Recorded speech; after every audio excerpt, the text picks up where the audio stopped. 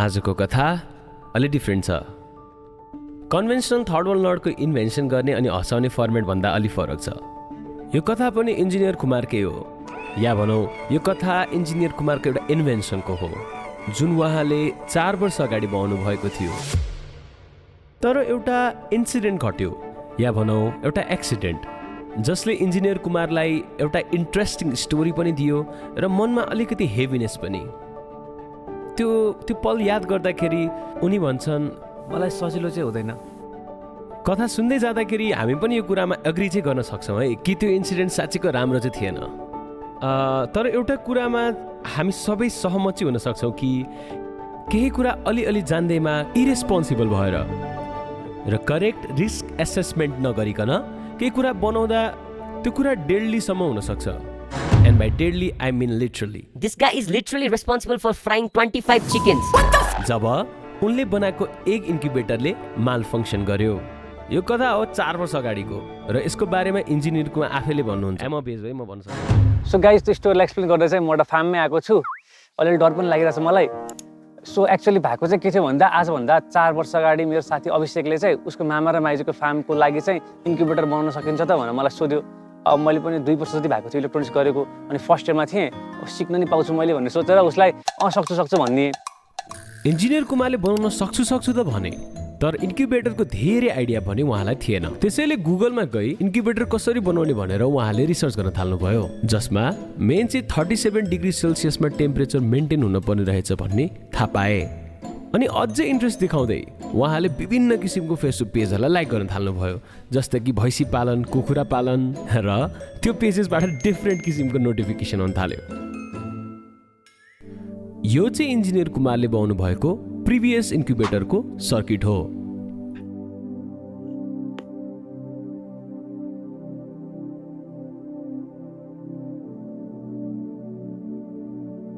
पुरानो भिडियोबाट बुझ्न अलिक गाह्रो भयो होला, म फेरि बनाएर बुझाउँछु है। यो पहिला युज हुने फिलामेन्ट ल्याम्प हो। यो बल्दा तातो हुन्छ। इन्जिनियर कुमारले फिलामेन्ट ल्याम्पलाई सिधै 220 भोल्टमा नदिई 220 भोल्ट सिग्नललाई कन्ट्रोल गरेर दिनुहुन्छ, र यही कन्ट्रोल मेकानिजमले बत्तीको ब्राइटनेस अर्थात् टेम्परेचर कन्ट्रोल गर्छ र इन्क्युबेटरलाई 37 डिग्री सेल्सियसमा मेन्टेन गर्न चाहे जति नै चकिलो बत्ती बल्ने भयो। ओके, यति भइसकेपछि पुरानो सर्किट मजाले बुझ्यौँ है त। इन्जिनियर कुमारले 2 महिना जति लगाएर इन्क्युबेटर सर्किट बनाउँदै हुनुहुन्थ्यो, आफै पनि अलिअलि सिक्दै। तर उता अभिषेकलाई भने इन्क्युबेटर सर्किट चाहिसकेको थियो। अब इन्क्युबेटर चाहिसकेको भएर इन्जिनियर कुमारले हतारमा इन्क्युबेटर बनाएर अभिषेकलाई ह्यान्डओभर गरिदिनु भयो।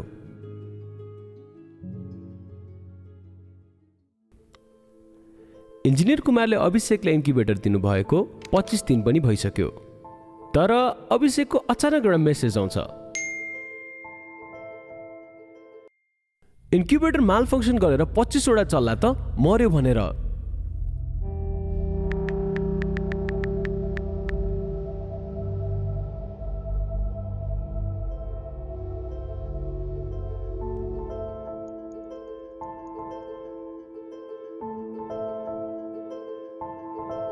अभिषेकको म्यासेज आएपछि म त अचम्ममा परेँ।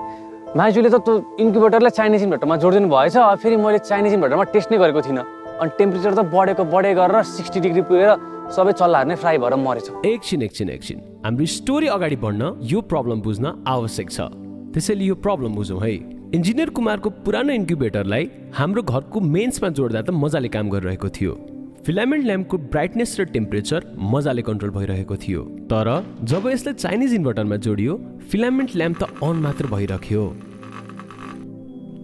अब यो भयो चाहिँ कसरी भन्दा, सस्तो चाइनिज इन्भर्टरमा हाम्रो घर जस्तो साइन वेभ नभई मोडिफाइड स्क्वायर वेभ सिग्नल हुन्छ। अब इन्जिनियर कुमारले आफ्नो इन्क्युबेटर पुरै साइन वेभको लागि बनाउनु भएको थियो, जसकारण माइजूले जब चाइनिज इन्भर्टरमा जोड्नु भयो, इन्क्युबेटरले माल फङ्सन गर्यो। हतारमा मैले इन्क्युबेटर बत्ती गयो भने के हुन्छ भनेर टेस्ट नै गर्न भ्याइनँ, अनि त्यत्तिकै पठाइदिएँ। त्यसले गर्दा त्यत्रो धेरै चल्लाहरू पनि मर्यो। मलाई त्यसले यतिसम्म हन्ट गर्यो कि म आफै पनि भेज हुनु पर्यो। Dam engineer Kumar, that sounds really terrible.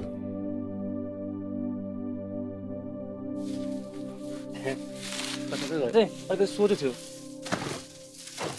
तर मलाई जहिले पनि एउटा राम्रो इन्क्युबेटर बनाएर आफ्नो पापको प्रायश्चित गर्न मन थियो। त्यसैले मैले एउटा अहिले अझै धेरै फिचर भएको एकदम सेफ बेटर इन्क्युबेटर बनाएको छु म तपाईँहरूलाई देखाउँछु है त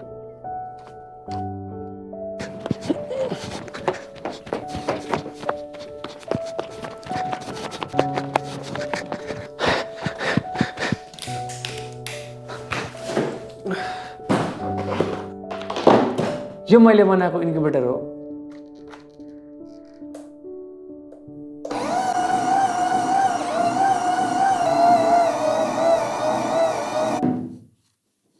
यो ठाउँमा अन्डा राखेपछि चाहिँ यसले आमा कुखुरा जस्तै ह्याच गर्छ नेचुरली आमा कुखुराले कसरी एग ह्याच गर्नुहुन्छ बुझ्नलाई इन्जिनियर कुमारले फार्म हाउसकै दाइले सोध्नुभयो।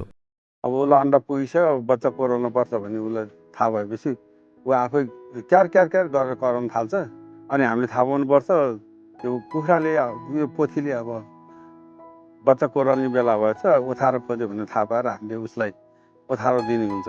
ओथारो दिएको दिनदेखि ऊ त्यो कुलमा बस्न थाल्छ बसेर लगातार उसले 20-21 दिनसम्म मजासँग तातो पारेर छोपिरहन्छ अनि 21 दिनदेखि चल्ला कराउन थाल्छ 22 दिनमा पुरा उसले चल्ला निकाल्छ।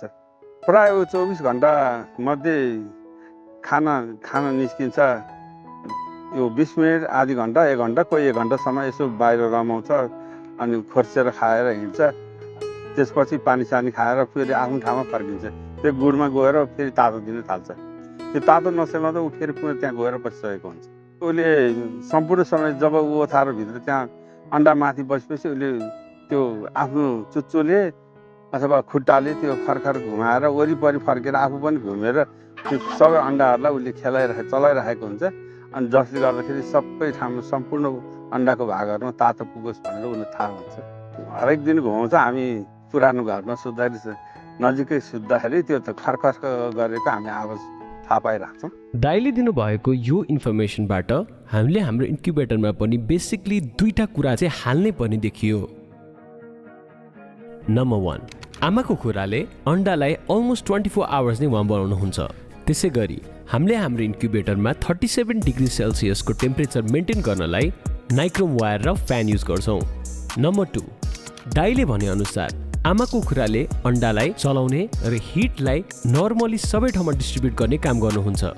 यो केसको लागि हामीले एउटा एग रोलिङ मेकानिजम पनि इन्कर्पोरेट गरेको छौँ। सिमिलरली हाम्रो एक्स्ट्रा रिसर्च अनुसार ह्युमिडिटी पनि इम्पोर्टेन्ट भएको कारणले गर्दा हामीले ह्युमिडिफायर पनि इन्कर्पोरेट गरेको छौँ र यो सबै कुराहरू माइक्रो कन्ट्रोलर थ्रुबाट कन्ट्रोल हुन्छ एन्ड हाम्रो यो बाहिरको नब्सहरूबाट सबै कुरा बाहिरको मान्छेले इजिली कन्ट्रोल गर्न सक्नुहुनेछ। अब चाहिँ इन्जिनियर कुमारले पहिलाको 220 भोल्टको एसी सोर्सको इस्यु कसरी सल्भ गर्नुभयो भनेर बुझौँ है त। इन्जिनियर कुमारले सबै कुरा 12 भोल्ट डीसीमा चल्न मिल्ने बनाउनु भएको छ। उहाँले यहाँ दुईटा इनपुट राख्नु भएको छ, एउटामा चाहिँ 12 भोल्टको एडाप्टर जोड्ने र अर्कोमा 12 भोल्टको ब्याट्री। अब बत्ती गयो भए इन्क्युबेटर अटोमेटिक 12 भोल्टको ब्याट्रीबाट रन हुन्छ अनि बत्ती आइसकेपछि नर्मल्ली 12 भोल्टको एडाप्टरबाट पावर हुने भयो, जसकारण हाम्रो इन्क्युबेटर सधैँ अन हुनेछ। ल यार यसले त बनाएछ यार नभन्दै यार साँच्ची चल्न थाल्यो यार के हो बगाल छ त ल स्किन फाइभ बनाएर यार यसले यार फ्राइङ प्यान त हो नि अन्डा हाल्दै फेरि फ्राइङ चाहिँ खानु के भन्छ उसलाई कहाँ हाल्छ त्यस्तरी लकडा आउँछ प्रोजेक्ट बनेर है अब यसलाई टक्क लाएर यसलाई प्याक गरेर राख्नुपर्छ। ए मलाई कहाँ प्याक गर्ने यसमा अन्डा हाल्नुपर्छ अब कहाँ अन्डा हाल्छ मुला त ए हिँड मलाई हिँड ल हिँड भाइ अब 20 दिन लाएर पकाएको अन्डा कति मिठो होला आफै बुझ्दैन। हामी यहाँ होइन यसो अलि अरू कुरा किनौँ अनि फर्क्यौँ कि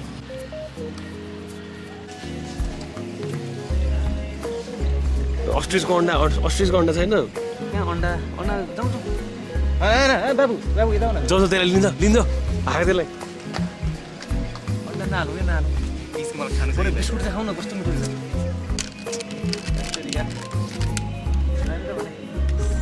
ल जाउँ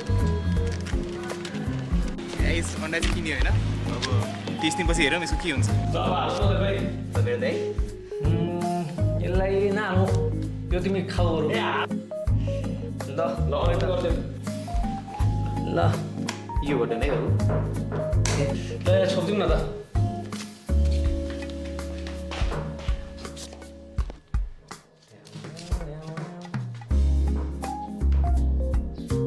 चाहिँ तपाईँलाई के भन्नु छ अब के अनुभूति भइरहेको अब यसलाई चाहिँ अब यहाँबाट यदि होइन यहाँबाट निक्लिन्छ यहाँबाट चल्ला निक्लेपछि त्यसलाई हामी हाम्रो पेट बनाएर पाल्नुपर्छ है पेटमा लगेर पाल्नुपर्छ पेटमा होइन त्यसलाई पेट कहाँ त्यस्तो हुँदैन यसलाई हामी यसको नाम राख्नुपर्छ अनि हामी यसलाई चाहिँ यसलाई पाल्नुपर्छ राम्ररी माया गरेर गिभर चाहिँ अन भइसक्यो गाइस त्यही हुन्छ